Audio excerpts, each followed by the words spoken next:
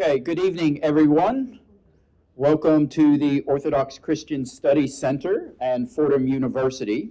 We're delighted to have so many of you here this evening for what I think is going to be probably a very powerful remembrance.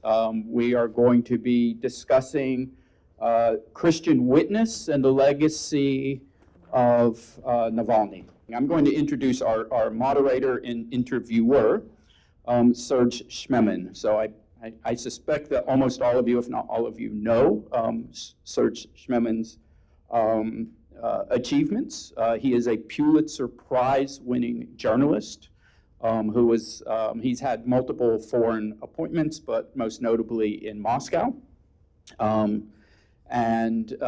He's no longer a foreign correspondent, of course, but he remains on the editorial board for the New York Times. He has very graciously agreed to run tonight's evening for us, so I will let him introduce our other guest and let him take over from here. Thank you, Serge. Well, thank you very much. I'm glad to hear that your site is blocked in Russia. I hope it won't be blocked here in America anytime soon. May it happen. It is a great privilege and honor for me to be sitting next to you, Vladimir Vladimirovich. And if I was to give a full introduction and a full biography, we would be here till midnight. So I'll give the brief form, if I may. Let me see the highlights. The main one is that you're a remarkable person. A fellow journalist, fellow Pulitzer Prize winner, politician, author, documentary filmmaker, former political prisoner. Mr. Kara-Murza was a close colleague of Boris Nemtsov, whom I had the privilege of meeting in Nizhny Novgorod when he was first beginning his work, the murdered opposition leader. He was a candidate for the Russian parliament, a prominent campaigner for human rights, played a central role in having the Magnitsky sanctions against top Russian officials adopted in the United States, Britain, EU, Canada, Australia. He was twice poisoned and twice nearly died, left in a coma by the FSB. In April 22, Mr. Kara-Murza was arrested in Moscow for denouncing the invasion of Ukraine, sentenced to 25 years for high treason, would have quite possibly followed the fate of Alexei Navalny and died in prison, except that he was released, thank God, in August 24 as part of the largest East-West prisoner exchange since the Cold War, negotiated by the United States and Germany. He is married, has 3 children, and is now a neighbor in Washington, D.C., in the Washington, D.C. area.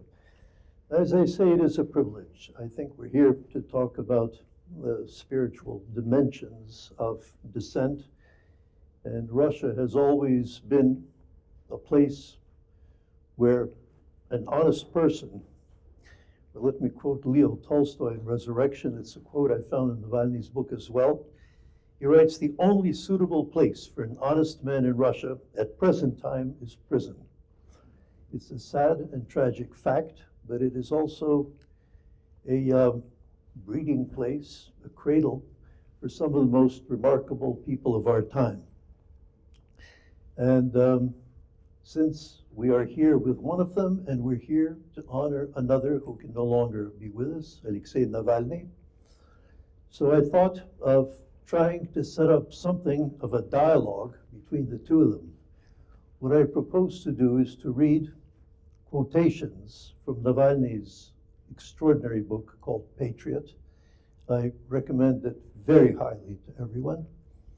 And then to ask Vladimir to comment about them and to see how they relate to his own life. So if you agree to this format, absolutely, let me begin with one. After your friend and the person you worked with, Boris Nemtsov, was killed, Navalny discussed in his book why he continues to fight. why he's not afraid of death, why he's not being scared away from his work. He writes, "I'm a Russian citizen. I have certain rights. I'm not prepared to live in fear. If I have to fight, then I'll fight, because I know that I'm right and they're wrong, because I'm on the side of good and they're on the side of evil, because there are many people who support me." And so, let me see if I can get these pages to unstick today. Let me ask you, what kept you going in the face of the fear, especially after Nemtsov was killed? Well, first of all, Sergei Alexandrovich, thank you so much for the very kind and humbling introduction, and it's a privilege to be here with you. And I want to thank Fordham University and the Orthodox Studies Center for the invitation tonight. And it's a very interesting format you've chosen, and I fully agree with it. And I just wanted to say that the last time we actually had a conversation with Alexei Navalny, it was in August of 2023. I was sitting in the Vodnik prison, Season number 5, the detention center number 5 in Moscow. And one day the security officer comes in, he opens the cell door and he says, "Convict Kara-Murza, you have a court session." And I didn't have any court sessions that day because we know the dates ahead of time. I said, "No, you must be mistaken. I don't have any court meetings today." He said, "No, you do. Follow me." So he escorted me somewhere to the office where there's the video connection, because a lot of times they don't actually take you to court. They just connect you by video from prison. And while doing that, they still lock you in a metal cage. There's no practical reason for it. I mean, you're already locked up in prison in the middle of it in a room by video, but they still feel the need to lock you in a cage because I guess it's one further way of trying to humiliate somebody and deprive them of their human dignity, just to sit in a cage like an animal. So locked me in a cage, and the camera switched on, and the screen lit up, and suddenly I saw a scene that was very similar to how Franz Kafka describes that so-called hearing in the trial. When the guy walks up to the top floor of the residential building in the attic, and there's some strange room full of people with big beards and beer mugs, and the rest of it is totally, well, Kafkaesque, for the lack of a better word, setup. And what I saw was some sort of a gym, like a basketball gym or something like that. There were actually, I think, basketball rings on the wall. There was a table at which, a man was sitting in a judge's robe. The Russian flag was sort of hastily attached to the wall, and the room was full of police in masks, in balaclava masks. And then suddenly Alexei Navalny walks up to the camera and waves and says, "Hello, Volodya, I'm just making sure you know it's really us who called you. It's not some sort of a provocation or anything," because his trial was going on inside his penal colony.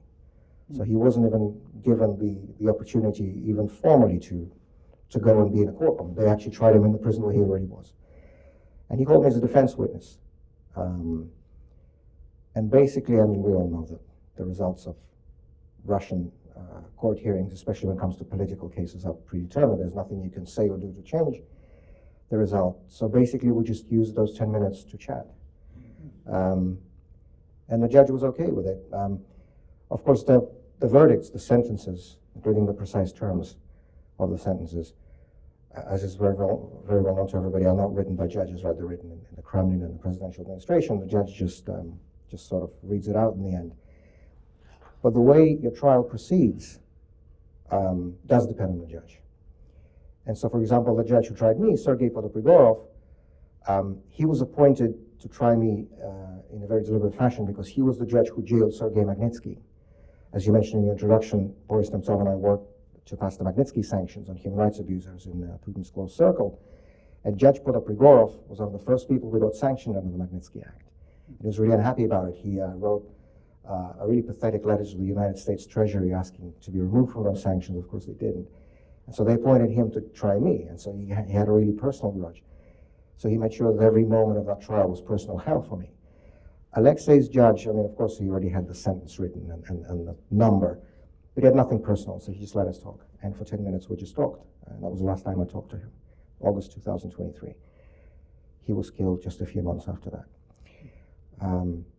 And on the question of spiritual reading in prison, which you mentioned in the introduction, as you know, having worked for many years in Russia, we have a very bureaucratic system in everything that comes to government or civil service. And the Russian prison system is doubly, triply, I don't know, 10 times more bureaucratic than even all the other government services. And so one of the most difficult things when you're a convict, when you're a prisoner in the Russian prison system, is to get books, because there are only very particular ways that you can do this. And it takes months, and you have to write a million requests and forms and whatever. But one day I was still in Moscow, the Vodnik prison, number 5, the same prison, when suddenly the human rights ombudswoman for the city of Moscow, Tatiana Patriot, came on her visits, and she does these regular checkup visits to sort of, to pretend that she's doing some sort of oversight. But she's a nice lady on a personal level, I have nothing bad to say about her. And suddenly she comes in, she's holding a book. And she looks at me and smiles and says, Vladimir Vladimirovich, your friend, Maxim Kruglov, asked me to pass this, so I'm circumventing all the formal procedures, and I'm just handing this to you. Maxim Kruglov, who's indeed my friend, he was a member of the Moscow City Duma and leader of the Yabloko group, which is the last opposition party left in Russia. He was the leader of that group. And he passed me the book. And that book were the diaries of your father, Father Alexander Schmemann. And so I was reading them in prison. I really enjoyed that book. It was sort of different entries for different days, sort of reflected different moods, and they corresponded very often to how I'd been feeling. And I really love that story, how your dad visited Alexander Solzhenitsyn still in Switzerland soon after he was expelled from the Soviet Union in '74. So I was reading a lot of Solzhenitsyn in prison too, so they sort of came in together at the time. So I just wanted to mention that, and your dad's book was really an important source of spiritual and moral support in there as well. To your question, what kept me going? I think I would name 3 main things. The first is my Christian faith, because I always knew, even in the darkest days, the most depressing days, when I was sitting in that solitary confinement cell. It's a 2 by 3 meters, right? So 7 by 10 feet cell. All you have is 4 walls, a small window with metal bars under the ceiling, and nothing else. Your bunk gets attached to the wall at 5 o'clock in the morning with a wake-up call, and you can only take it down again at 9 p.m. for the lights out. So all day you basically sit in a small cubicle doing nothing.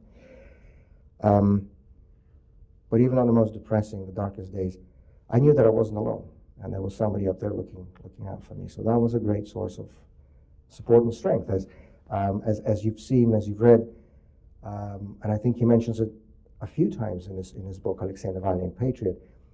He says it's much easier for believers than non-believers in many ways, in politics and life, certainly in prison, and I can relate to that, because even when I was sitting in that solitary confinement in Omsk, I knew that I was never alone. The second thing I would say, and that really did help, was my education as a historian. Because that's my training, that's my background. I specialize in modern history of Russia, the pre-revolutionary parliamentary history of Russia more specifically, but more generally the modern history of Russia the last couple of centuries or so. And none of this is new, what's happening now.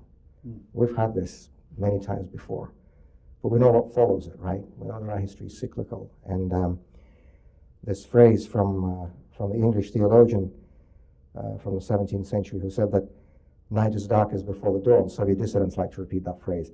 It's not just a nice phrase, it's actually true. If we look at the modern history of Russia, we see that those darkest, most repressive, most horrendous, most depressing periods, like the last years of Nicholas I, the so-called Dark 7 years, the last years of Stalin, late 40s, early 50s, with a renewed wave of repressions, and the Andropov time, early 80s. These were really, really dark, depressing, repressive times. But we know what they were followed by in all cases. Great reforms of Alexander II, the Khrushchev thaw, and then, of course, perestroika and the collapse of the Soviet regime. So when it comes to Russia, the night really is darkest before the dawn. And I would say that my education as a historian perhaps never came as useful to me my whole life as it did when I was in prison, because we know what comes next. I wasn't sure if I would survive to see it, because I didn't have that much time, as I was aware. But I knew that anyway, what will happen will happen, because nobody has yet been able to refute or amend or annul the laws and the logic of historical development, and Vladimir Putin is not going to be an exception. And finally, I would say the third thing, 20 years ago, more now, I made a documentary film about the Soviet dissident movement. It was called They Chose Freedom. And one of the people I interviewed for that film was Vladimir Putin, legendary writer, dissident, political prisoner, spent nearly 12 years in the Soviet Gulag. And I asked him sort of a similar question to what you just asked me. How did you survive? How did you keep your sanity, and how were you able to sort of, withstand all of this, the prisons, the labor camps, the psychiatric hospitals, because he had the worst of the worst.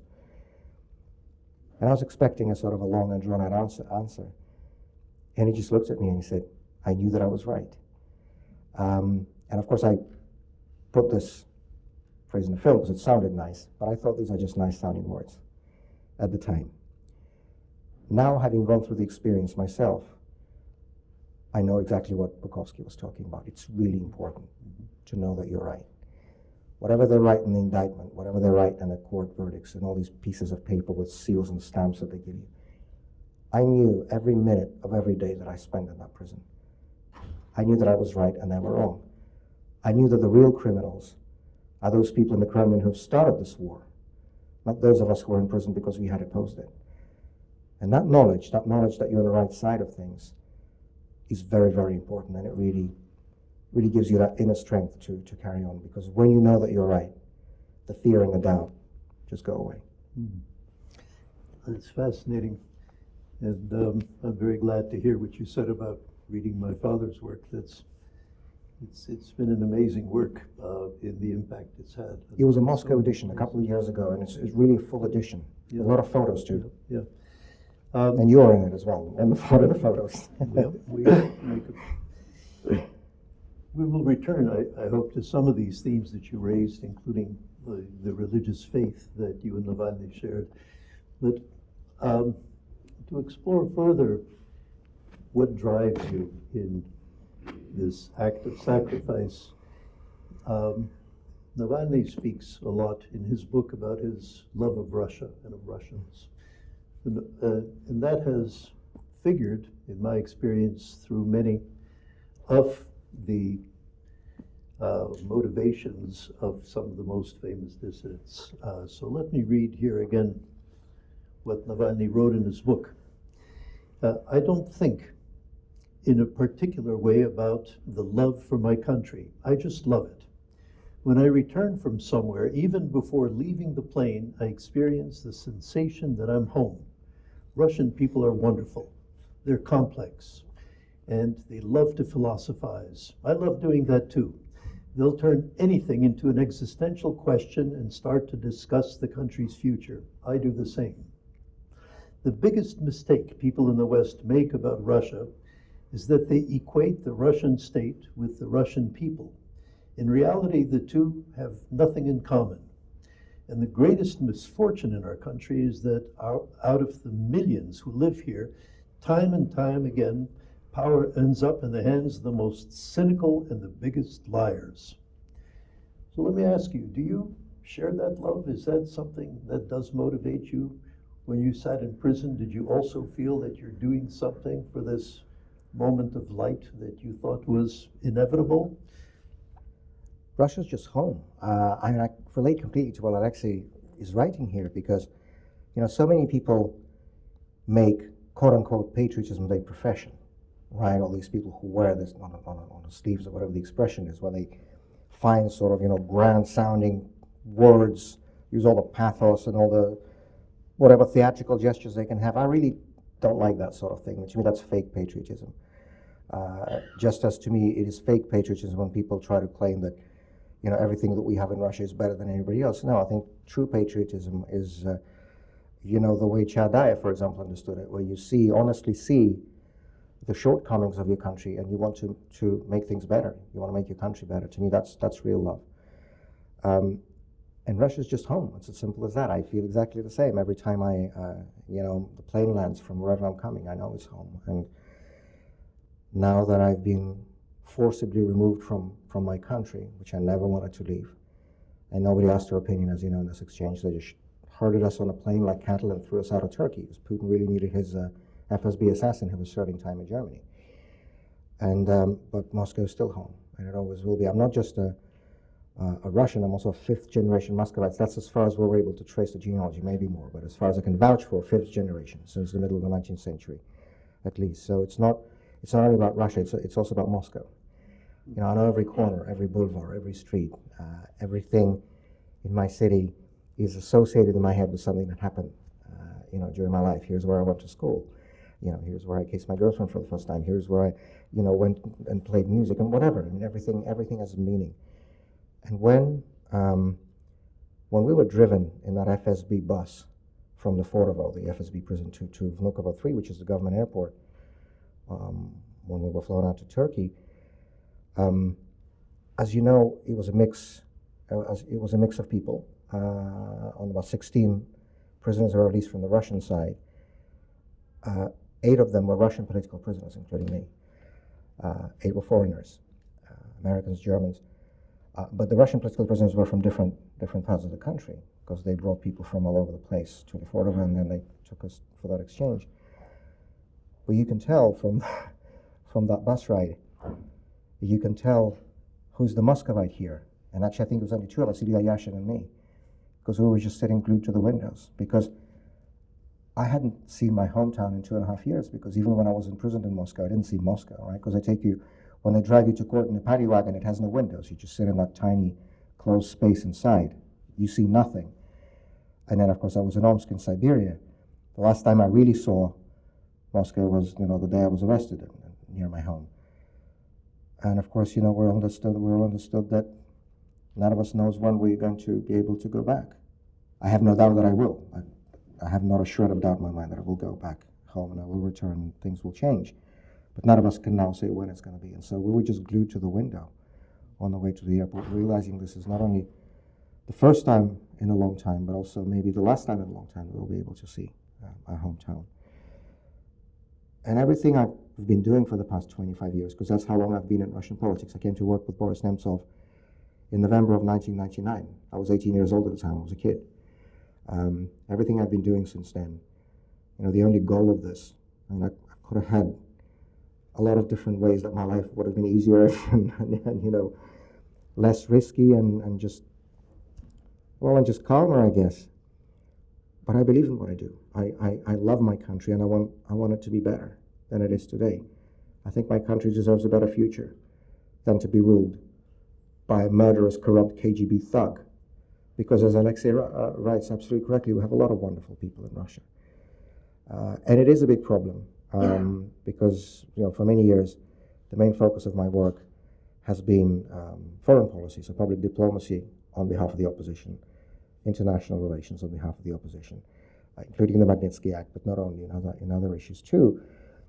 And it is a big problem. A lot of people in the West fail to make that distinction between Russia as a country, as a people, as a society, and the regime, this dictatorship in the Kremlin. It's not elected, by the way. We haven't had a free election in Russia in 25 years.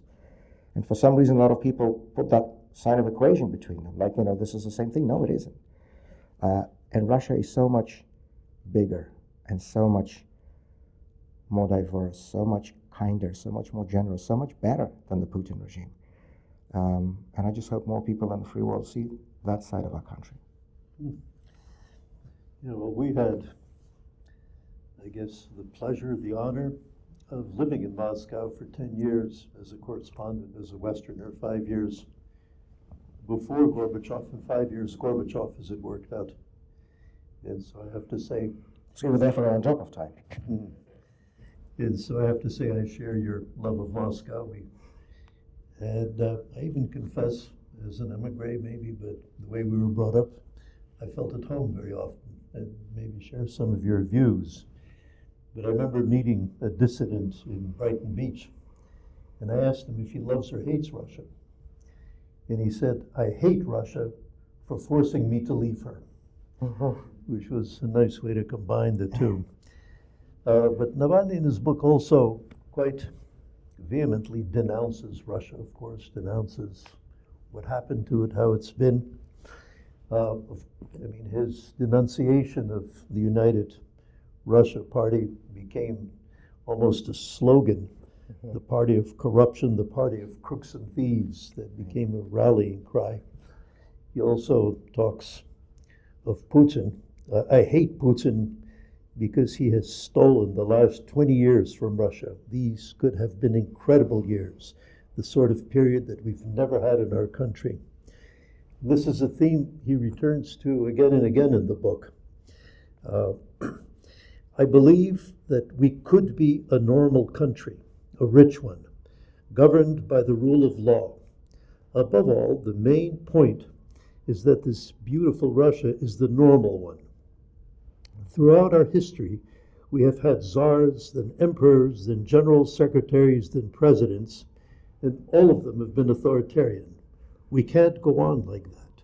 Why is that impossible?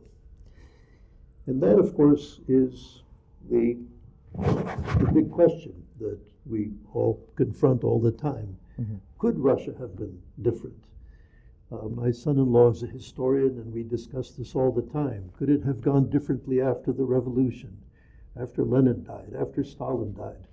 Now, could it have gone differently? Why does Russia always return to this authoritarianism again and again? So how do you feel? You say that you will come home, and that the beautiful Russia that Navalny writes about will exist. How can you say that when again and again that has been thwarted?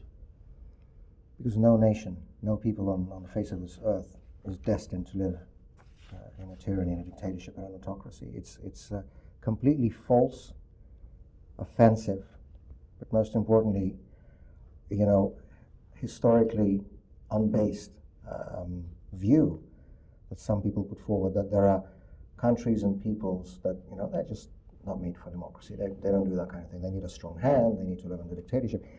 This has been said about Spain. This has been said about Germany. This has been said about a lot of people, a lot of countries that are now functioning, successful liberal democracies. The best response, to my mind, to this so-called argument was given by President Reagan in his famous Westminster address in 1982, which it's been more than 4 decades, but I really urge everybody to reread it. It sounds topical as if it was written yesterday. He talks about democracy and why nobody's destined to live with the absence of freedom, and he, among other things, he says, it is cultural condescension, or worse, meaning racism, implying, to suggest that there's any nation on this earth that would voluntarily choose dictatorship over democracy. That's what he said more than 4 decades ago, and he's absolutely right. And if we look at the way history develops, we talked about the laws and the logic of historical development. I think one of the advantages that historians have is we look at the bigger periods, right? We don't look just at next week or next month or the next election. We'll look at larger periods of time, because that's how you determine modalities and the logic and the laws, if you will. And there's this very well-known Washington-based human rights organization, Freedom House, that's for many, many decades now has been publishing its annual rating of freedom, ranking countries as free and non-free, and publishing a map to go along with that rating. And the non-free countries are always marked in purple. The free are marked in green. And if you open the Freedom House rating, let's say 40 years ago, which is nothing by historical standards, that's like yesterday morning.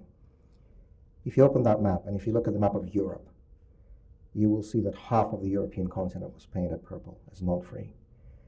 If you look at the map of Europe today, you will see only 2 remaining unfree countries there. That's Russia and Belarus.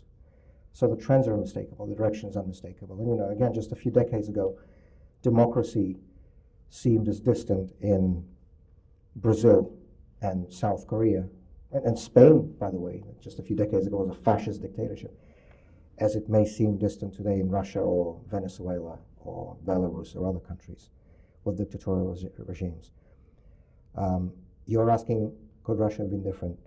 Absolutely, yes. In fact, it was different. Let's not forget this. The people who sort of subscribe to this determinist view that these Russians, they're destined to live under autocracy, they only recite sort of half of our history, the half that suits them, right? They say, there was Ivan the Terrible and Oprichnina, and of course the Golden Horde, the Tatar-Mongol yoke, and then Nicholas I, and then Stalin, and the NKVD and horrendous repressions. This is all absolutely true. But that's only half of the story. Because Russia also had the free Hanseatic towns of Novgorod and Pskov. That was also part of our history. Russia had one of the first attempts anywhere in Europe to limit the monarchy with constitutional bounds. That was the so-called Saltykov Constitution in 1610. Russia had the Decembrist uprising, of which we're marking the 200th anniversary this year. It was in 1825. We had great reforms of Alexander II in the 19th century, when we had trial by jury, local elected government, autonomy for universities, and so on. And of course, we had more than a decade of a constitutional monarchy in the early 20th century, with a real parliament, with real political parties, with real freedom of the press. If we look at the narrative of Russian history, it is basically the same as the history narrative of so many other countries, which is you see this conflict, this constant competition between an authoritarian narrative, yes, it is there, absolutely, and a democratic narrative, and that's there too. And there have been many of these, what I like to call forks on the road, when, if things had gone a little bit differently, the whole history could have turned out in a completely different way. I've had a book a few years ago. I wrote a book called Reform or Revolution. It was about the first Russian State Duma, the first Russian parliament, elected in 1906.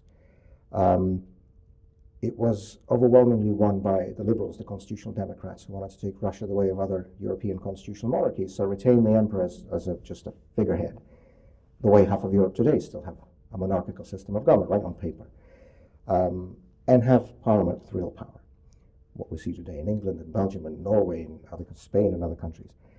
And it was this close to actually happening. It was when I was doing research for this book. First it was in my university dissertation, then I turned it into a book. It was almost physically painful because it was so close, and you read these sources and the letters and the newspaper articles, it almost happened. It was Stolypin who convinced Nicholas II not to go that way, and the first Duma was dissolved. And historians are always taught that there are no ifs, right? We cannot talk about what would have or could have happened. But I think it is important for historians to analyze those forks in the road and to see where things could have gone a different way. And had Nicholas II agreed in 1906, in the summer of 1906, to allow a parliamentary majority government led by the Cadet Party, the Constitutional Democrats, who would have conducted the land reform, the electoral reform, the judicial reform, all these reforms that could have transformed, that's hence the title of my book, Reform or Revolution, that could have taken Russia down a peaceful, evolutionary constitutional path instead of the bloody and tragic and horrendous 20th century that we had. And then it was a very important, another very important fork in the road, and that was something that we both witnessed in our lifetimes in the early 1990s, when the communist regime fell. There was a very important and very brief, as they always are, window of opportunity for real democratic change in Russia in the early 1990s. It was there. And it was missed. And the main reason it was missed, to my mind, was the fact that unlike so many other countries that successfully transitioned from dictatorship to democracy, like South Africa after apartheid, like Argentina after its military junta, like other Central Eastern European states after the collapse of the communist regimes in the Warsaw Pact, Russia never had, to any real extent, that process of a public reckoning with the Soviet crimes. Because every country that successfully transitioned from dictatorship to democracy, they had, in different ways or forms, but they had these processes, the central tenets of which were transparency and accountability. All information about the crimes committed by the past regimes was made public. People who were responsible for these crimes were brought to justice in various forms. And these crimes and these regimes were officially and publicly condemned on the state level to make sure that they would never come back again. This is important. In East Germany, in the former East Germany, anybody can go to this federal Stasi, former Stasi agency, and take their criminal case or their surveillance file and read through it. In South Africa, they had Truth and Reconciliations Commissions where all the crimes of apartheid were made public and so on. It's never really happened in Russia. There were people who were calling for it. People like Vladimir Bukovsky, whom I mentioned, who in 91, 92, 93, went around every single office, in the Kremlin and on Staraya Ploshchad, where the presidential administration is, explaining why it is important to open all the archives, to have some sort of a public trial of the crimes of the communist regime, to make sure that this doesn't come back, because we know from history that if evil is not publicly reflected on and publicly condemned, it's going to return. This is what we saw in Russia with Putin. He was explaining to people why it was important. Galina Starovoytova, one of the faces of the democratic movement in the 90s. I'm sure you've met her when you were in Russia. She's a member of parliament from St. Petersburg for many years. She, on 2 different occasions, she introduced a draft law on lustrations into the Russian parliament based on lustrations that were actually implemented in Czechoslovakia, in the former Czechoslovakia, meaning that those people who were personally responsible for the crimes of the communist era regime, people from security services, people from the party apparatus, were never again able to come anywhere near positions of power, because we know what these people would do. And if had that law been adopted when Starovoytova proposed it, Vladimir Putin, a former KGB officer, could never come anywhere near the Kremlin ever. And one other important document I would point to is the dissenting opinion by Constitutional Court Justice Anatoly Kononov that was published in November of 1992 after the Constitutional Court case of the Communist Party versus President Yeltsin. You remember that. And in his dissenting opinion, he argued for conducting a real, not this sort of pale shadow, but a real trial of the communist regime's crimes based on the international legal statutes that were in force at the time and to which the Soviet Union was a party, and which it violated for every minute of every day of its existence, like the International Covenant on Civic and Political Rights, like the Convention Against Genocide, like the Convention Against Torture, and so on. Again, he was not heard. And when Bukovsky was trying to convince Yeltsin's officials that this was important, they were telling him, they were shaking their heads and saying, no. What you're calling for is going to be a witch hunt. And he looked at him and he said, well, if you don't do this, then the witches are going to come back and start hunting us. And that is exactly what happened. Because, as we all remember, Vladimir Putin began his rule in December of 1999 by coming to Lubyanka, to the side of the old KGB, now the FSB, and officially unveiling a memorial plaque to Yuri Andropov, somebody who represented the worst of the Soviet system, both in domestic repression and in external aggression. Russia is a country of symbols, as we know well, and that was an unmistakable symbol of where things would go.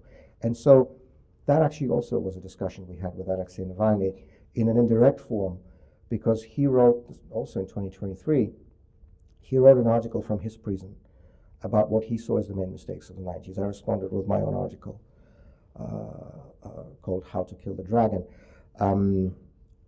outlining the view that I just outlined to you.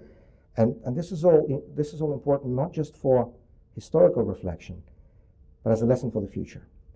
Because Russia will have another window of opportunity for democratic change. None of us knows when it's going to come and in what circumstances. It could be in 3 years and could be in 2 months. As we know from Russian history, major political changes come suddenly, like this. Both the Tsarist regime and the communist regime collapsed in 3 days, literally speaking, and nobody saw it coming. And we have to use that window of opportunity wisely. We have to make sure not to repeat those same mistakes that were made in the 90s.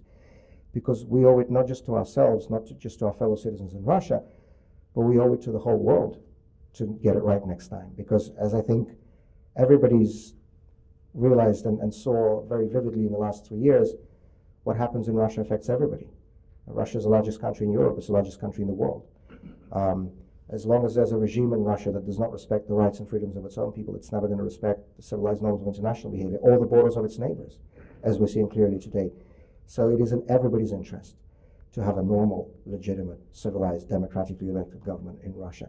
Because I firmly and fundamentally believe that the only way we can ever achieve long-term and lasting peace, stability, and security on the European continent is with a democratic Russia. It's not going to happen any other way. That is absolutely possible, because no nation is destined to live under dictatorship. Mm-hmm. But we have to be ready, because when that time comes, it's going to come suddenly, swiftly, unexpectedly, as it did every time before, and it's going to be too late to think and reflect and prepare. We need to do the preparation work now to make sure we get it right. Well, I confess I admire, and even more I envy, your certainty that it's possible and that it will happen. I have a lot of trouble with that thought, because the implication from what you say is that there has to be a reckoning, that people have to realize that they were misled and that they were mishandled and that they were misruled. But that implies that there's them and us, and that we are the ones who are good, that they're the ones who force us to become evil. To me, it seems that that recognition has to come from within. What was there in us that allowed this? Mm-hmm. And maybe that's why what's so dramatically missing in that constitutional court case of the Communist Party, where they just tried to find culprits. And who's the culprit? Purushkov, who had come across and become a good guy. Yeltsin, who was for a while a good guy, maybe he's a bad guy again, I don't know. it's very hard to pin the blame on anybody, and it has to start with yourself. Absolutely. And I don't know how that happens. But we need to start. We need to But start. maybe your very admirable optimism is the answer to the next question I have, which is really why you and Alexei allowed yourselves to be arrested. You had a choice. You could have stayed in the West. You could have left forever, like many people have. And yet you chose this extremely dangerous and perhaps fatal route. So I know that in his book, Alexei Navalny addressed this a year exactly before he was killed. He died on February 16, 2024, in a prison somewhere way beyond the Arctic Circle. And a month before that, on January 17th, he wrote, "For 3 years, I've been answering the same question. Prisoners ask it simply and directly. Prison officials inquire about it cautiously with the recording devices turned off. Why did you come back?" Responding to this question, I feel frustrated in 2 ways. First, there is a dissatisfaction with myself for failing to find the right words to make everyone understand and put an end to this incessant questioning. Second, there is frustration at the political landscape of recent decades in Russia. This landscape has implanted cynicism and conspiracy theories so deeply in society that people inherently distrust straightforward motives. But there are no secrets or twisted meanings. Everything really is that simple. I have my country and my convictions. I traveled the length and breadth of the country, declaring everywhere from the stage, I promise I won't let you down. I won't deceive you. I won't abandon you. By coming back to Russia, I fulfilled my promise to the voters. There need to be some people in Russia who don't lie to them. What would your answer be to that same question? Why did you stay there or return there? I share Alexei's frustration about having to explain and repeat it over and over and over again. And I'm also, I guess, angry at myself for not I'm being not the able to last find... one who will ask. And I guess I'm angry at myself for not being able perhaps to sort of find the right words to explain it in a way that would end this question once and for all. Look, I never even had that doubt in my mind of whether or not to leave. I'm a Russian politician. I've been doing this for 25 years. I believe that those of us who are politicians, those of us who are the public faces of the Russian democratic opposition, we have a public duty, a public responsibility towards our fellow citizens that frankly supersedes any considerations of personal comfort or personal safety. What moral right would I have to call on my fellow Russian citizens to stand up to the Putin dictatorship if I wasn't prepared to do this myself? It just doesn't work this way. The only way you can show is by your own example. And the other very important consideration was that, I'll start with a short story. In the mid-2000s, there was an initiative in the Russian opposition, very much a symbolic one, but also very, very powerful, I think. When Putin was going through the so-called Operation Successor, you'll remember, to put Medvedev in his seat, as it turned out not as a successor, but as a placeholder, just to warm up the chair for a couple of years. There was an initiative by several leading members of the Russian opposition to nominate Vladimir Putin, whom I've mentioned, legendary Soviet-era dissident, as a presidential candidate. We knew he was never going to be allowed on the ballot, of course, but the point of this was more moral and symbolic than anything else. If these guys are forcing a KGB regime on us, then we will nominate our own Russian Václav Havel, and he was that. And we had a big rally. This was the autumn of 2007. We held a big rally on Mayakovsky Square in Moscow, which, as you know well, is the place where the dissident movement originated back in the early 60s. And Mayakovsky was one of the people who was there at its founding. And so we chose the place with a symbolic meaning to it. There was a lot of people. And when the rally was finished, we sort of, instead of the rostrum, we used a truck, standing on the truck. Came down from the truck, and a lady walked up to Bukovsky and she asked him, why did you come back to Russia? Because he spent many years living in the West after his own prison exchange in the 70s. She said, why did you come back? Are you really hoping to change anything here? And he looked at her and he said, no, of course I'm not hoping to change anything. But he said, I came back because people are starting to be afraid again. And when people are starting to be afraid, you have to come and stand next to them and say, here I am, I'm not afraid. I was listening to the conversation, I had goosebumps over my back. And I was thinking back to those words. In the first days, in the first weeks after Putin launched his full-scale invasion of Ukraine in February of 2022, because immediately in the first days of the invasion, he rubber-stamped all these laws that made it a criminal offense to speak out against the war, to present facts about this war, to even call it a war. And the fastest growing category on the Russian political prisoner list today, of course, are people who are opposed and are speaking out against the war in Ukraine. But it was an intentional sort of drive to instill fear in everybody. And people started leaving. There was a mass emigration from Russia in the first weeks of the invasion, and those who stayed there, they stayed silent.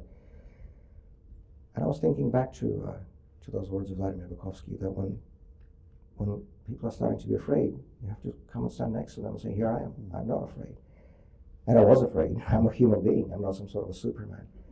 But I really did feel that I have that responsibility. Otherwise, what am I doing in politics? If I'm not afraid to stay in my own country with my own fellow citizens when things are starting to be dangerous. To me, the most important lessons, there were many, but to me the most important lesson of the Soviet dissident movement was that they showed with their own actions back in the 60s and 70s and 80s, they showed that fear, at the end of the day, is a personal choice. Yes, the regime will try to rule by fear. It will seek to instill fear in everybody. But at the end of the day, it is up to each individual person to decide whether or not he or she chooses to be afraid. And Soviet dissidents, those 7 people that came out on Red Square in August '68, protesting against the invasion of Czechoslovakia, they show that it's possible, even in these conditions, to choose to not be afraid. And so, I think those of us who are the political figures in the opposition, the public faces of the opposition, it is incumbent on us to show by our own personal example that here we are, we're standing next to you, we're not afraid. So there was never even any question in my mind about leaving. Well, that's a wonderful answer. So I hope many more people ask you this question so you can describe this again.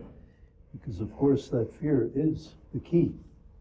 It's when that fear disappears, when suddenly the regime vanishes. I remember it very well on that night when Yeltsin was in the White House and the tanks didn't come. And suddenly in the morning, everybody who was waiting, suddenly there was no more fear and everybody just left free and smiling. And the worst thing is when that fear begins to spread in developed democracies where there's really nothing people should be afraid of. But that would be a different conversation. I want very much to get back to the question you raised at the outset about the faith you had. But just before that, briefly, reading Navalny's wonderful book, when he begins keeping a prison diary, he suddenly pauses and says, this is so banal. Every Russian has done this, kept a prison diary. It's become like a separate Russian genre of literature. Of course. And one of his passages is, here in prison, any psychologist would have a ball. You could write 100 dissertations on the amazing capacity of human beings to adapt and derive pleasure from the most trivial things. So maybe could you share briefly, perhaps, so we could get to the question of faith, which actually follows very naturally from this, but could you share some of the lessons that you learned from being in prison and some of the things that may have even surprised you about yourself and about your fellow prisoners? So first on the genre of Russian literature, on the history, on the prison diaries and prison memoirs. Throughout my life, I've read many books and memoirs by Soviet dissidents, people like Bukovsky and Sharansky and Yuri Orlov and many others. And I was rereading many of them in prison, Solzhenitsyn, of course. And I have to say, it reads very differently when you're actually living inside this book, because it is astonishing as to how literally everything down to the last minutest details is just exactly the same. I mean, I read Sharansky's Fear No Evil, that was, written about the 1970s when he was arrested. And everything, the way the day is structured, the way prison guards speak with you, the way the cell is organized, everything is just exactly the same. Nothing has changed. And even I was thinking about this when we were driven to the airport on the day of the exchange, because we were taken there by the Alpha Group, which is the FSB Spetsnaz, the elite special unit.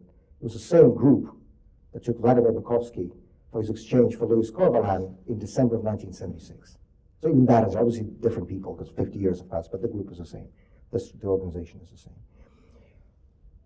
And so I was actually very fortunate to have been aware of the experience of Soviet dissidents, of knowing these people, of talking to these people, of reading their books, because one of the most important things that they write about is how to survive in this. And when you're a free person, you just read it, so yeah, sure, that's interesting, that's nice. But when you're reading about this in prison, it's sort of like a practical manual of how to not go crazy. And I mean this in the most literal sense. Because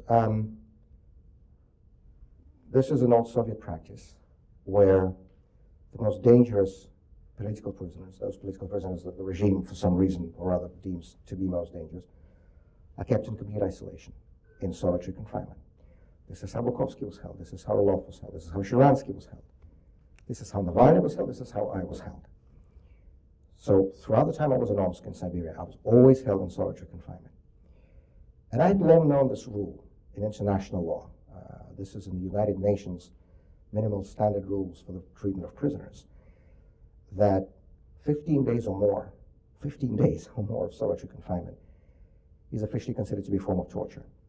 I'd long known about this rule because I've done a lot of advocacy on behalf of political prisoners in my pre-prison life. So I would often quote this rule, but I have to be honest, I never quite understood it. Because, that's not how I imagine torture to be, right? Torture has to be something physical. How is this torture? I don't have that question anymore. And that UN rule was absolutely right, because mental and psychological torture can be even harder than the physical one. After about 2 weeks in solitary confinement, you really start going crazy. Just imagine, you sit the whole day, day after day, in this small cubicle type cell, 7 by 10 feet, 4 walls, a small window. You have nowhere to go. You have nothing to do. You have no one to speak to. You're only taken for 1 hour a day to this small so-called walk. It's a grand word for it, but all it is just a space that's not much bigger than the cell. The only difference is instead of the ceiling, you have metal bars. So if you're lucky, you can see a little bit of the sky. And you just walk in a slightly bigger circle than you walk inside the cell. Then you're taken back. You're only given pen and paper for 90 minutes a day, then they take it away again. And so for the whole day, all you can do, as I mentioned, the bunk is attached to the wall. All you can do is just, you can either try to sit at a small, uncomfortable stool that's sticking out of the wall, but you can't really sit in it for long. So you just basically walk around in this tiny circle. And after about 2 weeks, so that period of time in the UN rules is not random, your mind starts playing tricks on you. You start forgetting even the simplest words. You start forgetting names. And that stuck with me. I used to be really good remembering names. Now I'm not. I forget names. I can't remember even people I've known for a long time. You start arguing with walls. You stop understanding the difference between what's real and what's imagined. When you're trying to read, in the punishment cell, you're allowed 1 book. When you're trying to read, you read the page and you have no idea what's in that. I mean, you read the words, but it doesn't make any sense. And then you try to read again, and 2nd time, 5th time, 10th time, and even that drives you mad. And it's really easy in these circumstances to go crazy in the most literal sense.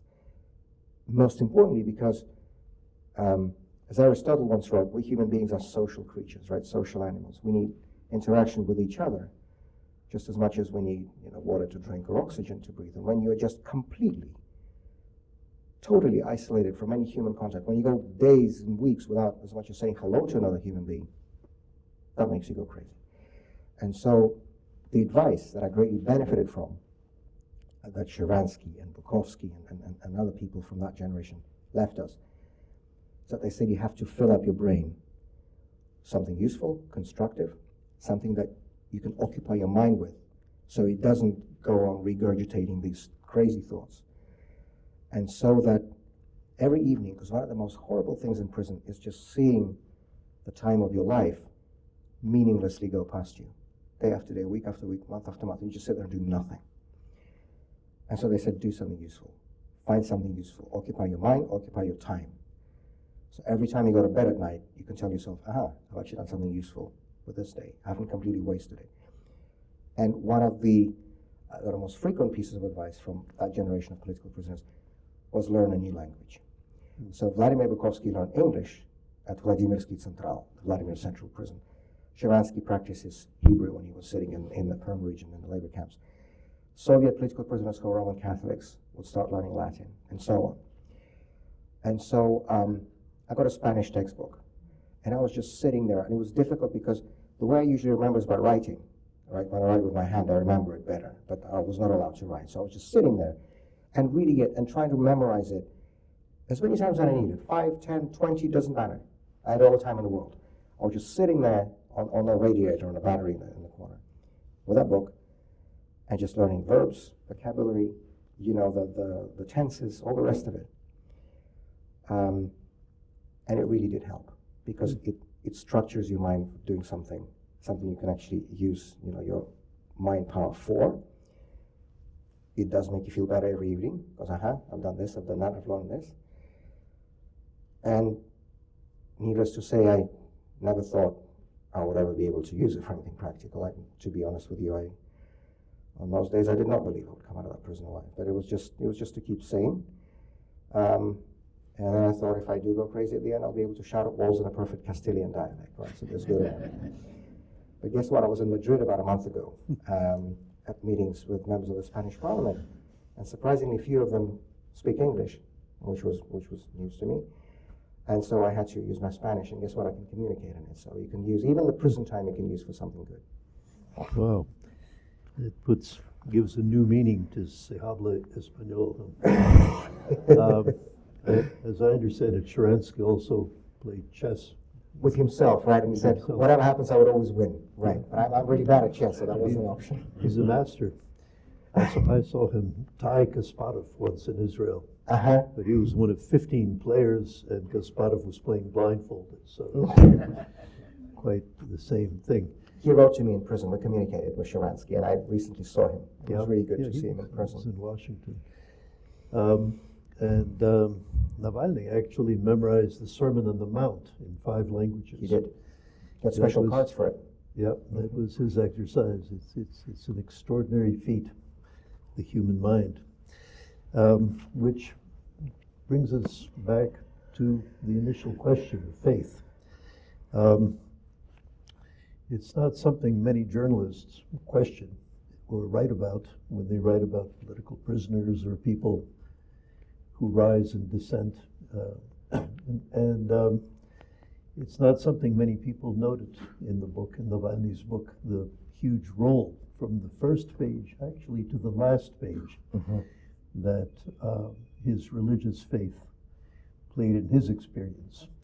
So I'd like to read what he said and then ask you again to come back and discuss the importance of this, because I think it is truly a central theme. Navalny describes, first of all, how he came to religious faith. It began in 2001 when his daughter Dasha was born.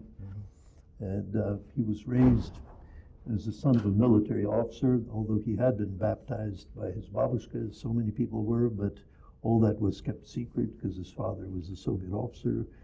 He was an atheist and insisted he's an atheist, but once his daughter was born, he began to wonder how this miracle could be understood other than through faith. He also describes many other experiences, including memorized the Sermon on the Mount.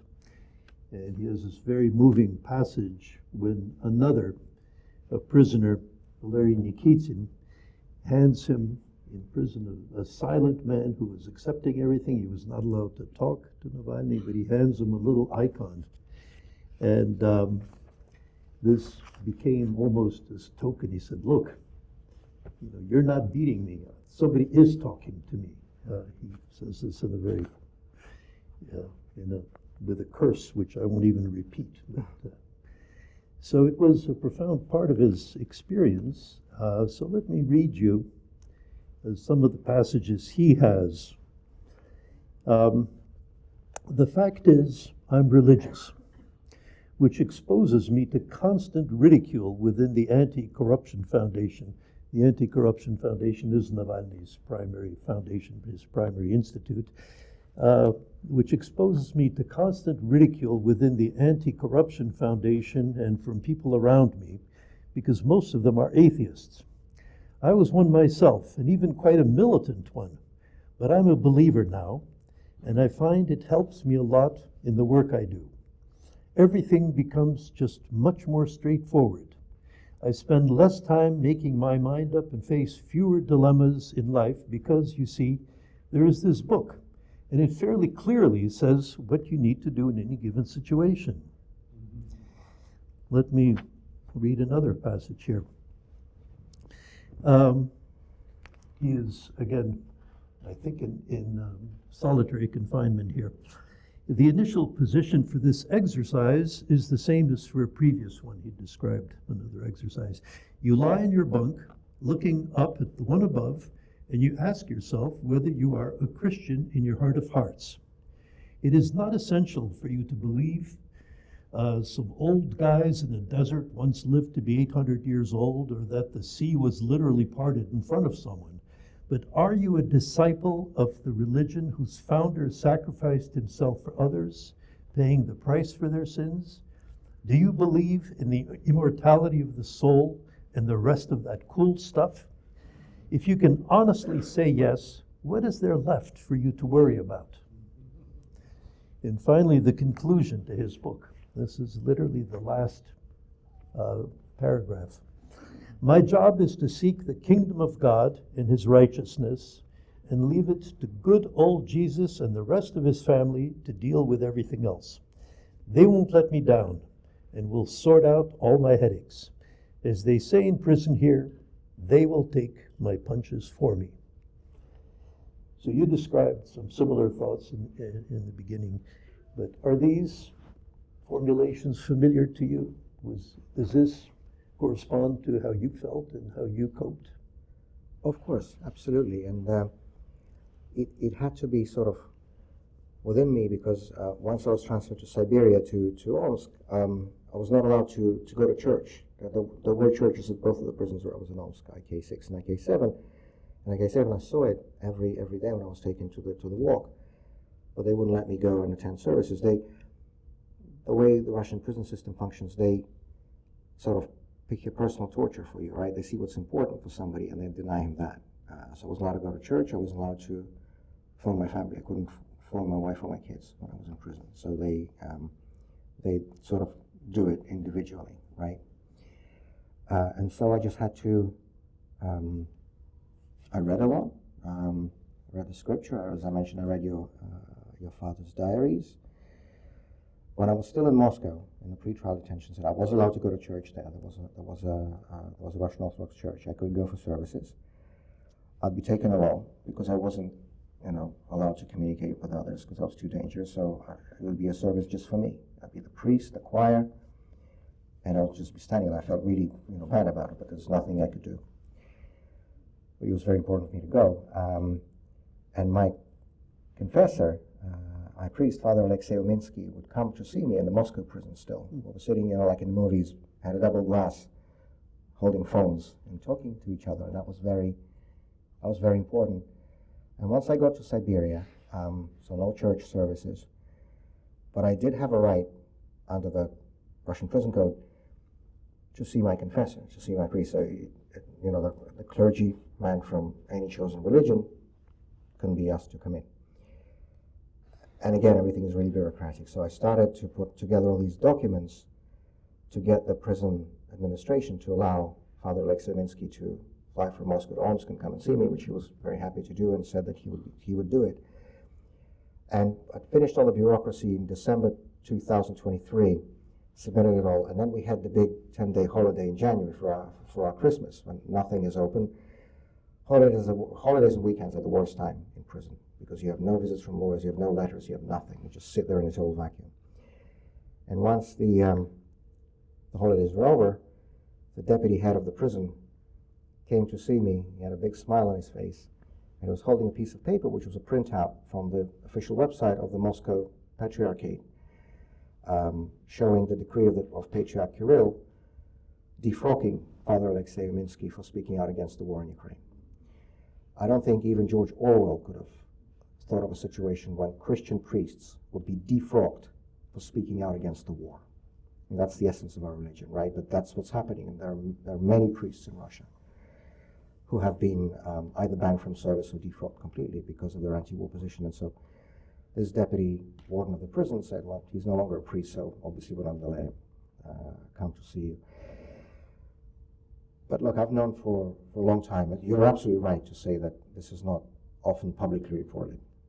And yes, sometimes it is actually greeted with misunderstanding by people. It's not very hype to be a religious person, at least not in our circles. But I've been a religious person for my whole adult life. In fact, unlike Alexei, I was not baptized as a child in the Soviet Union.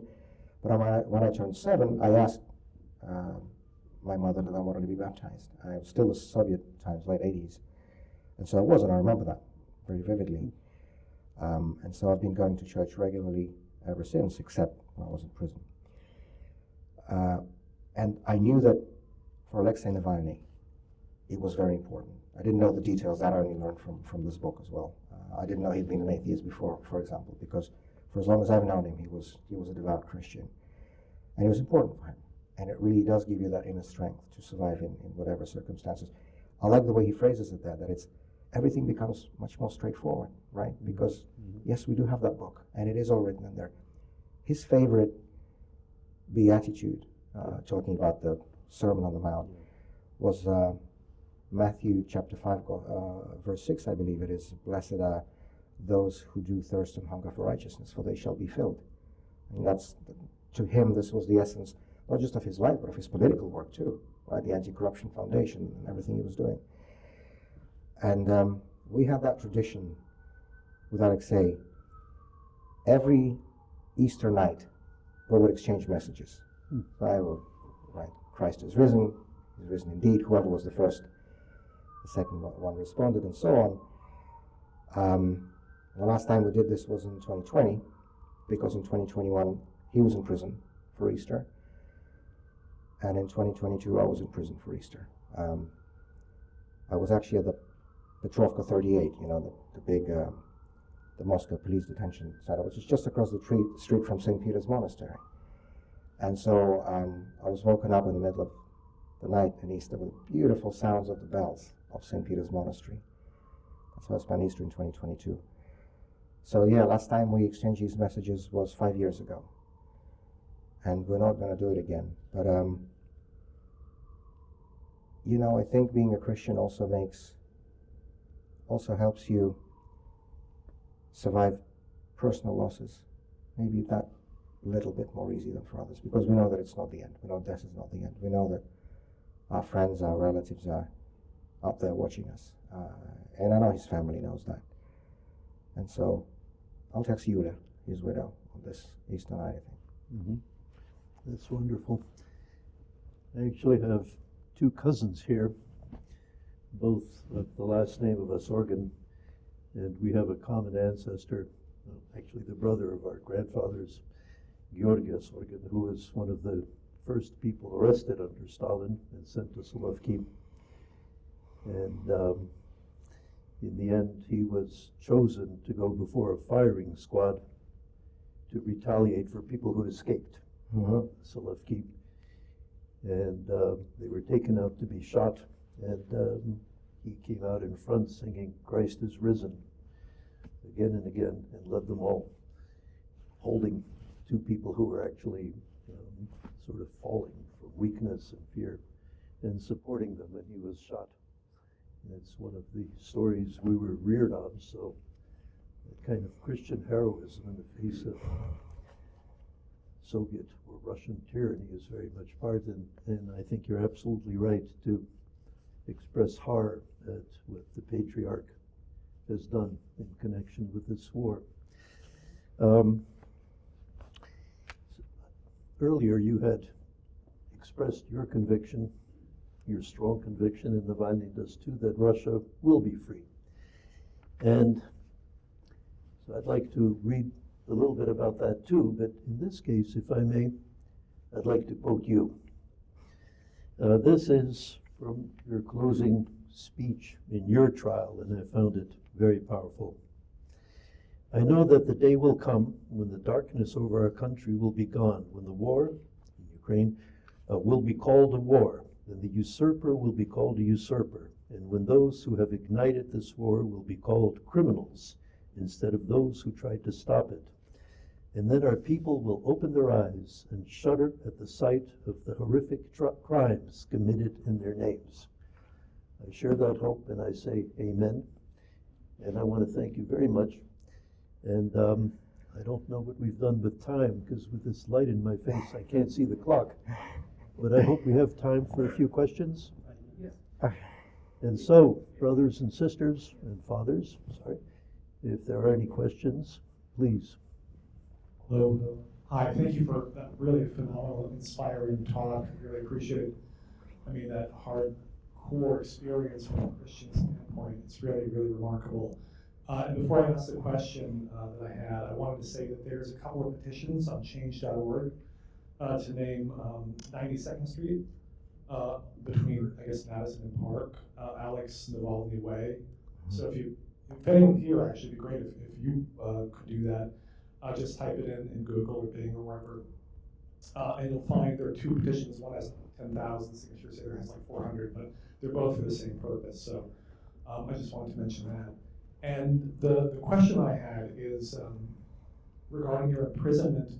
Were there any sort of like gestures from any of the prison guards or anyone at the prison that you remember that sort of expressed to you that these people, even though they might have been scared, were awestruck by what you had done and why you were there? And also, along with that, there's a Ray Bradbury quote, I forget it exactly, but he said that Russia is a country, and Russians are people that have yet to experience their full potential, and that potential will come when they're able to love themselves. And I'm wondering if you had any comment on that as well. Thanks. Thank you so much. Thank you for the question. And just to mention, needless to say, I fully support the initiative on the street naming. I'm actually in touch with a local activist here, Russian activist exiled Russian activists here in New York who are behind this drive. When Boris Nemtsov was assassinated 10 years ago, the Putin regime made it clear that it wasn't enough for them to kill him. They're trying to kill the memory too. They would arrest people who would bring flowers to the bridge where he was killed, who would light candles, and put icons. The police would come and throw away the icons and the flowers and the candles and take people away to police stations. And so they were letting it be clear to everybody that they're not going to allow us to commemorate a Russian statesman in Russia. And so we decided, okay, we're going to do this in free countries. And if you go to Washington, D.C. today, if you go to Wisconsin Avenue, to the Embassy of the Russian Federation, right above the main gate, you will see a big sign saying Boris Nemtsov Plaza. And this was the first city in the world where Boris was commemorated in this way. That section of the street in front of the Russian Embassy was renamed Boris Nemtsov Plaza. And this has now happened in 8 different cities around the world, including London, including Prague, including Vilnius, including Kiev. And most often these squares and streets and parks are near Russian diplomatic missions, be it embassies or consulates or trade delegations. And it is very important to a lot of people in Russia. It's not just for commemoration, although that is extremely important in itself, but it's also a sign of solidarity, a message of solidarity to all those people in Russia who believe in that Russia that Boris Nemtsov believed in, that Russia that Alexei Navalny believed in. And so I'm fully behind this initiative, needless to say, and I know the day will come when our country is proud that our diplomatic missions in all these cities around the world standing on streets that are named after Russian statesmen, be it Boris Nemtsov or Alexei Navalny.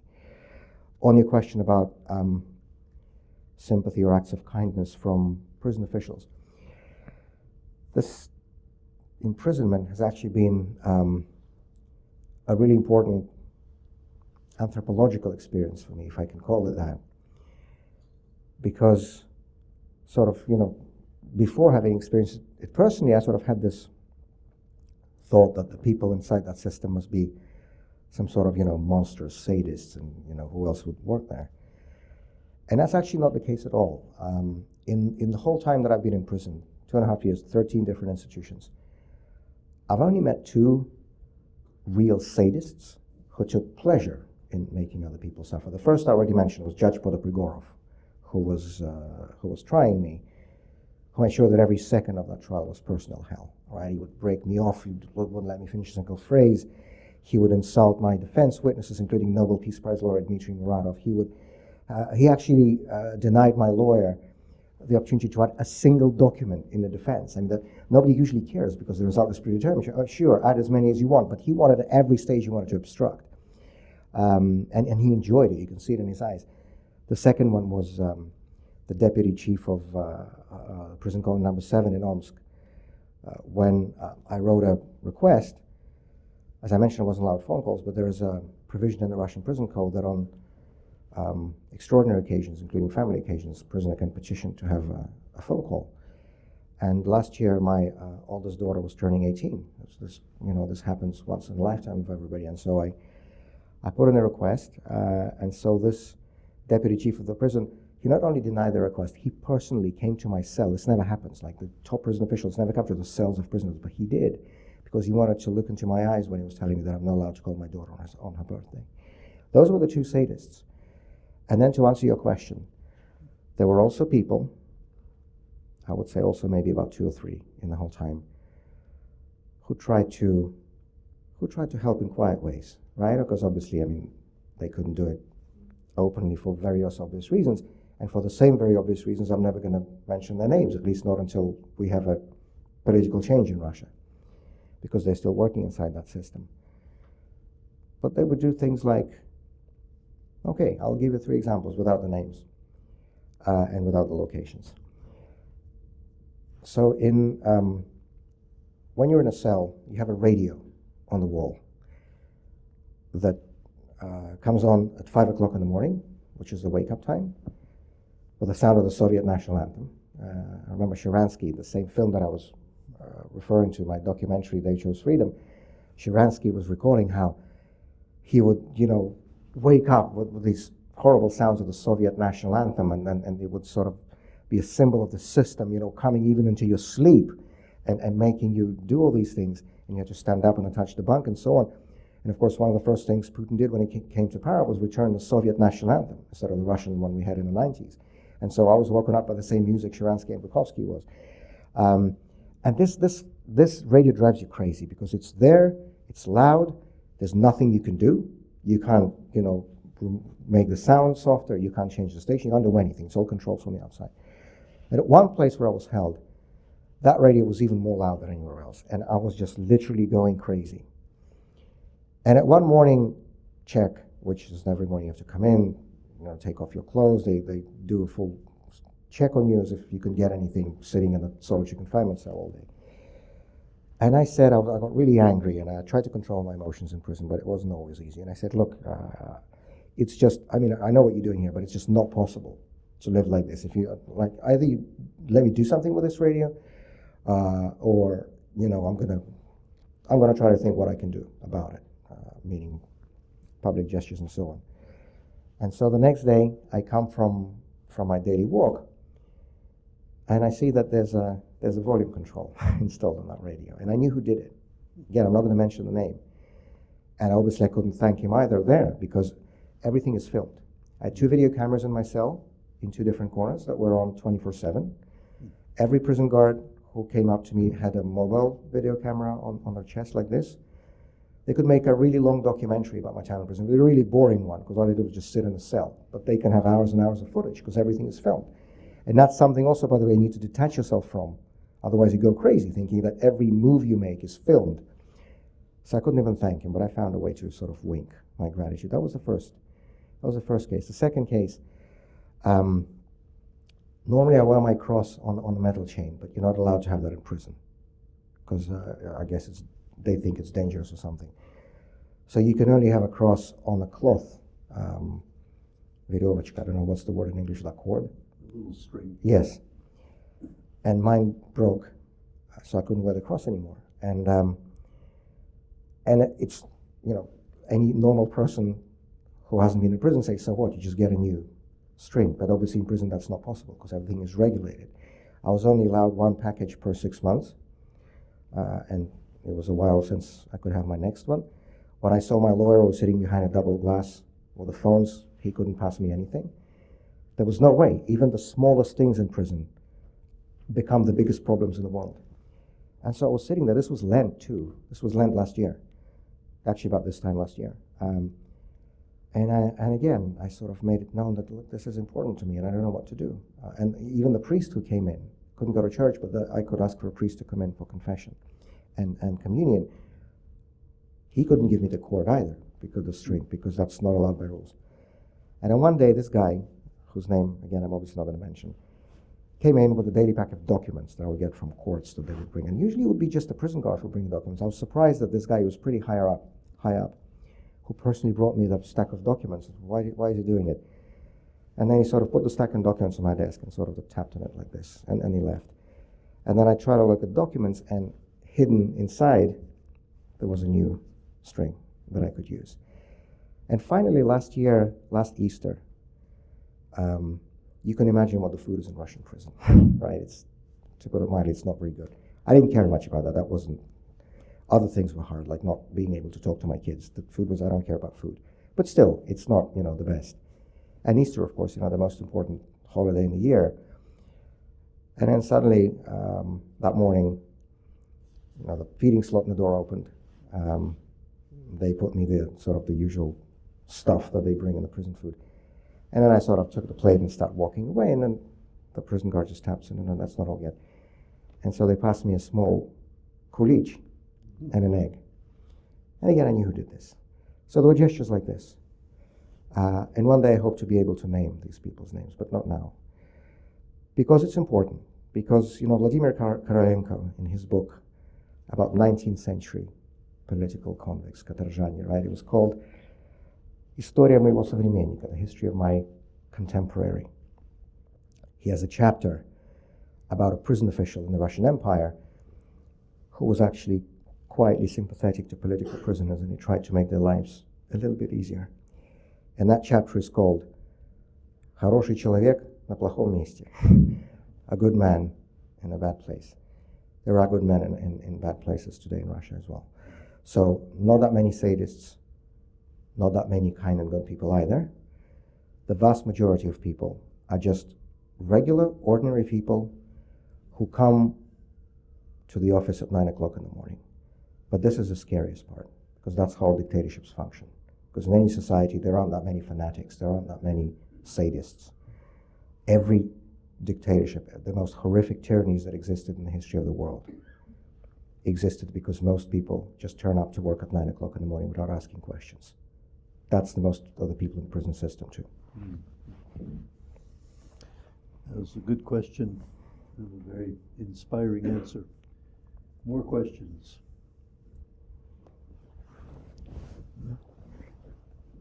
There's a microphone here.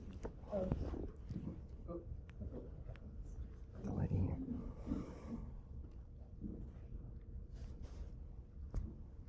In case you can't get a little clue by my attire, I am an advocate for Ukraine. I am not Russian, I am not Ukrainian. But I am very involved in political advocacy for Ukraine. And so my questions revolve around that. A couple things that I don't quite understand with the Russian psyche. The church blessing the killing of Ukrainians, the Russian church blessing, I find that appalling. And the demonizing of Ukrainians, that is being perpetuated in the schools right now too, labeling them all Nazis, which I know in the Russian culture is like the ultimate horrible person, a Nazi. So making the Ukrainians out to be Nazis, blessing the killing by the church. I'd like to know about that. And also, I often wonder with the hate, I don't want to say hatred, with Putin's obsession with Ukraine not becoming part of NATO, is it really truly that he doesn't want Ukraine a part of NATO, or is it that NATO membership would be the ultimate deterrent to him taking over Ukraine? And I know that he has been obsessed with doing that. Very interestingly, there is a self-published book by Donald Trump that was published in between the two administrations, in which Trump specifically writes, I always knew he had a deep-seated longing for Ukraine, and the war didn't have to happen. He could have gotten everything he wanted without it. So you could just comment on this. Thank you so much. Thanks for the questions. And by the way, if you If were... I can just interrupt Yeah. for a second. Vladimir was imprisoned precisely for asking some of these questions. If you wear something like this in Moscow, you get arrested. There are many people who are arrested, girls for wearing yellow and blue ribbons in their hair, or clothes like you're wearing, or kids making drawings in school. Their parents had visits from the police and the FSB. It is absolutely horrendous, of course. There's no other way to describe it when Russian church hierarchs bless and support killing and murder and war. But just as we were talking about, and Sergei Alexandrovich, you quoted that passage from Alexei's book, and we talked about the fact that, people shouldn't equate Russian people with the Russian state because they're different things. It's exactly the same, to my mind, when it comes to the church. To me, the church is not those, hierarchs who drive around in large black limousines around Moscow and who embrace Putin at big government functions. To me, the Russian church is people like Father Andrei Koroshkin, who's sitting two people on your right, who has been banned from service as a Russian Orthodox priest because of his anti-war position. To me, the Russian church is people like Father Alexei Navalny, whom I mentioned, who's my confessor, who came to see me in prison, but he couldn't see me already else because he was defrocked. And we have a growing number of priests, Russian Orthodox priests in Russia, who have been sanctioned either by the state or by their own church hierarchs for staying true to our faith. That's how I see it. Because I wrote an article about this while I was in prison. It's called The Church in the War, Церковь и война. It's translated in English. I wrote it in Russian. It was also published in English, expressing my views on the subject of what I think about hierarchs of the Christian church publicly blessing and supporting killings. I'm not going to waste time here, but you can go and find it. It's publicly available. That's what I think. And I think that just as the Russian state and Russian society will need a lot of rethinking and reflection to do after the Putin regime is gone, so will the Russian Orthodox Church. To me, that's inevitable because of everything that's been happening. And just to give you the most recent example, today's Thursday, right? Today's Thursday. On Saturday, so that makes it 5 days ago, a Russian Orthodox priest in St. Petersburg named Father Nikolai Savchenko was arrested in his church during the service. He's now in a detention center in a cell, serving administrative arrest, and I hope and pray that it doesn't turn to a criminal one, because that's how they do it with a lot of people, including me. They first put you on some idiotic, trumped-up administrative offense on a detention in a detention cell, and once you're there, then they bring the criminal charges. I hope and pray that's not what happens to him. But he's under arrest now because the FSB found a photo on his social media where he's standing on Nevsky Prospect in St. Petersburg. He's from St. Petersburg, holding a Ukrainian flag, and he wrote a quote from the third book of Kings under that photograph. You shall not go up and fight against your brethren. For that he was arrested. He's now sitting under arrest. That is the Russian church too. not to mention the millions of believers who hold the same views on this war as I do, inside of Russia today. So please don't equate the whole church with these people. That's important. And the dehumanizing aspect, yeah, I mean, this is how they do it. This is an old playbook. I think Tolstoy wrote about this, right? That he said the key to killing your opponent in a war. Of course, Tolstoy himself witnessed a war. He was an officer in the Caucasus Wars in the 19th century under Alexander II. He knew what he was talking about. Not about himself, but about others he saw. He said that the key to killing your opponent in a war is to stop seeing a human being in him. Because once you do, you can't kill anymore. And so dehumanizing, yes, saying that all Ukrainians are Nazis, that it's not a real state, that this is what they've been doing, not for 3, but for many, many years. The first thing Putin did when he came to power 25 years ago this week, he became president on 26th of March. Yesterday was 25 years of 2000. The first thing he did was he shut down independent television channels to make sure that the whole, basically the source of information for millions of people is monopolized in the hands of the state and turned it into a propaganda tool. And yes, it does have an effect when for 25 years people are, exposed to this vile, horrendous hatred every single day. That's what they've been doing to Chechens, that's what they've been doing to Georgians, that's what they've been doing to us, political opponents, dehumanizing. Before Boris Nemtsov was assassinated, for years and years and years, he would be presented on Russian state television as a traitor, as an American agent, as God knows what else. He was the truest Russian patriot, the biggest one I've ever seen in my life. And they would say all this vile stuff about him. That's how this is a playbook. It's not just against Ukrainians, it's against all of us. And in terms of Putin's obsession, he's been over it for quite a while. I mean, it's 20 years ago now that Putin said publicly that to him, the biggest catastrophe, the biggest geopolitical catastrophe of the 20th century is the collapse of the Soviet Union. For most people I know, the biggest geopolitical catastrophe in the 20th century was the creation of the Soviet Union. For him, it was a collapse. And as far back as 2008, during the Bucharest NATO summit, he came up to President Bush and he said, George, Ukraine is not a real country. And he said this is consistent with him. And so I just wish more Western leaders, first of all, would listen to what Putin is saying because he makes everything that he thinks clear. And second, it would be really nice if the leaders of Western countries suddenly grew a backbone and began to act from a position of principle and values, instead of enabling, appeasing, and propping up this murderous dictator in the Kremlin. Unfortunately, the latter part is exactly what we're seeing from the current American administration, if I'm allowed to say that. Thanks for the question. One more. Okay. We have it. Good evening. I'll be brief. This is a question about the windows of opportunity and hindsight. 25 years ago, what do you think were some of the key mistakes of Russian position at the time? Not to condemn them, but as possible lessons for people who may be encountering government takeover in a country that's not Russia. Thank you. Thank you. Thank you so much. I think looking at it with hindsight,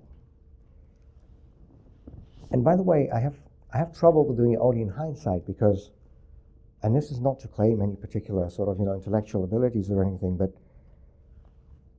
it's so enraging to me when I hear some people in the West. Most of the people do it for their own self-justification. Analysts, policymakers, sometimes journalists.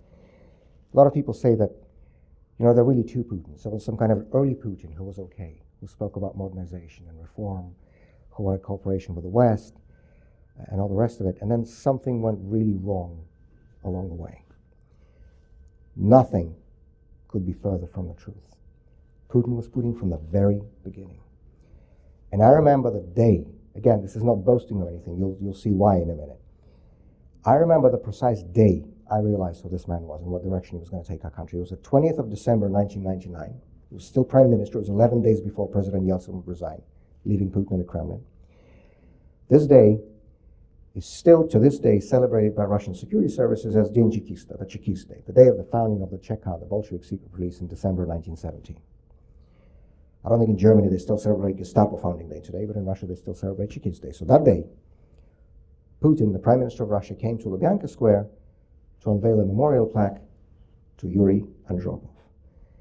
Somebody who symbolized the worst of the Soviet system, both in domestic repression and external aggression, right? So Andropov was, of course, somebody who was, as the ambassador to Budapest, he was one of the architects of the Soviet invasion of Hungary in 1956. As longtime chairman of the Soviet KGB, he prioritized the suppression and the targeting of domestic political dissent. He set up a special directorate within the KGB called the Fifth Chief Directorate to go after dissidents, to punish dissidents. He was the one who expanded this horrendous practice of punitive psychiatry when dissidents would be declared mentally insane and kept in torturous conditions in psychiatric institutions, like Bukovsky, like Feinberg, like so many others, like Natalia Gorbanevskaya. And this is the guy Putin chooses to open a memorial plaque to.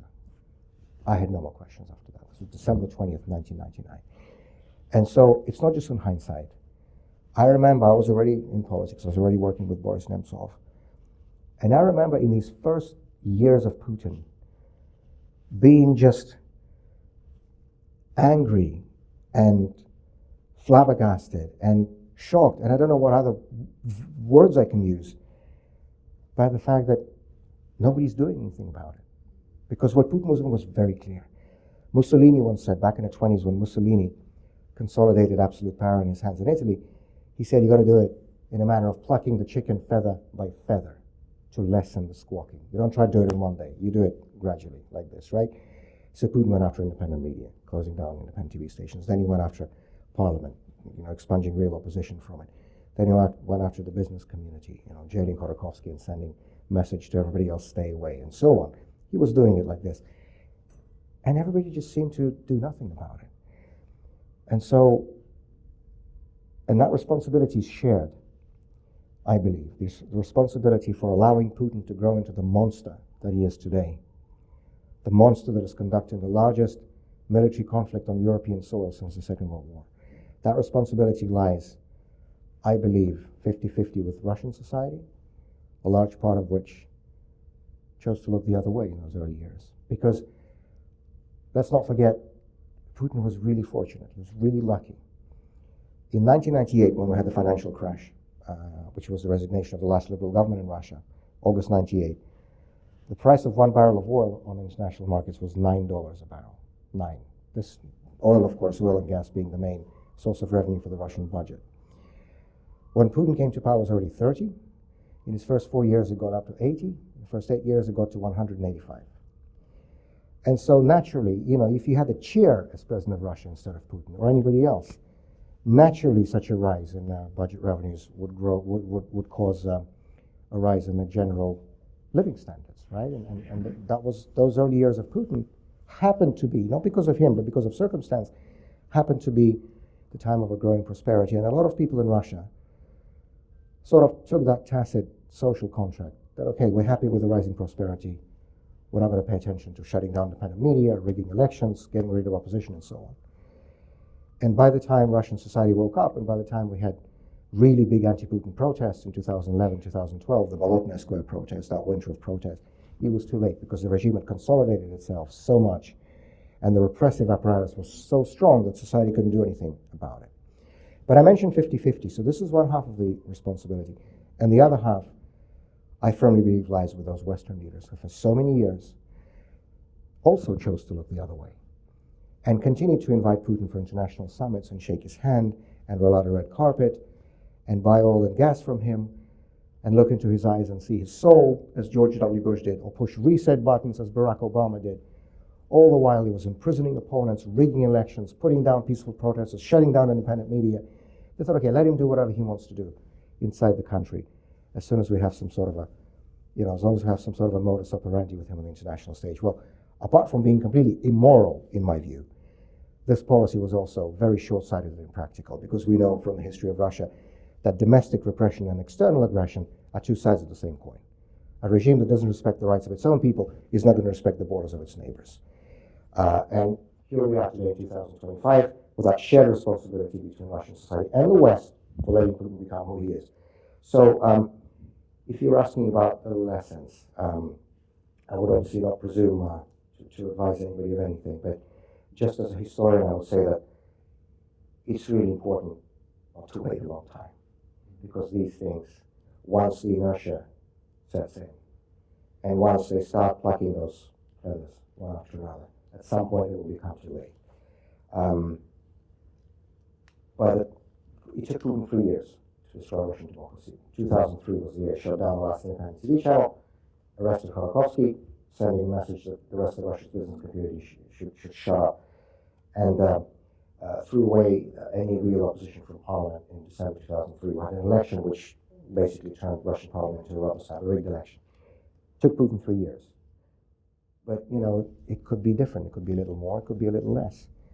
But when those feathers start to be plucked, I think it's really important for civil society and concerned citizens to do something about it, as opposed to just sit there and watch. Because, and also very importantly, there is no country on the face, just as we discussed, Sergei Alexandrovich, at the start of this conversation, just as I firmly believe there's no country on the face of this earth that is destined to live in autocracy, there's also no country that's guaranteed from authoritarian slides. There's no, you know, exceptional countries where this can never happen. It can happen anywhere. As President Ronald Reagan once said, freedom is never more than one generation away from extinction. He was talking about everybody, including the United States of America. So I think that the main lesson I would draw is don't waste any time about starting to do something about this if you don't agree with it. My friends, I'm afraid.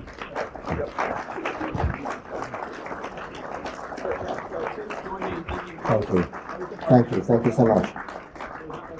Very quick presentation that our colleague at the center, Sergei Schmemann, fellow Russian, will offer. Fellow exile. Yes, thank you.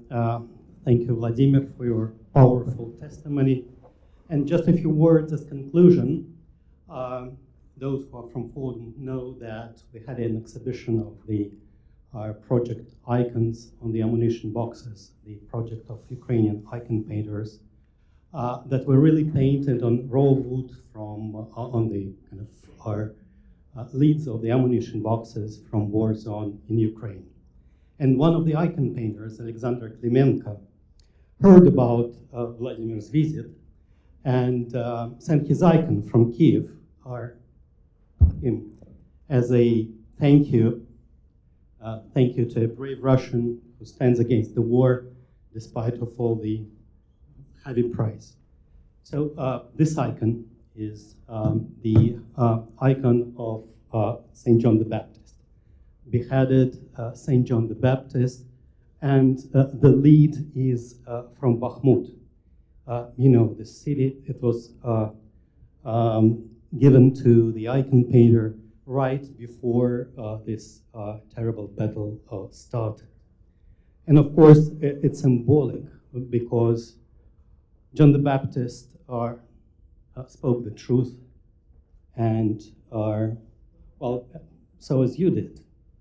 And you paid your price, and most probably, if your 25-year term in prison will be in full, most probably you could end the same way.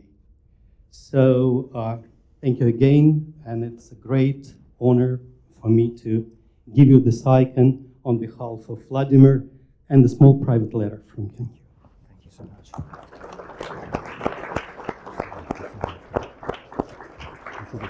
Я потом вас подробно расспрошу, ладно?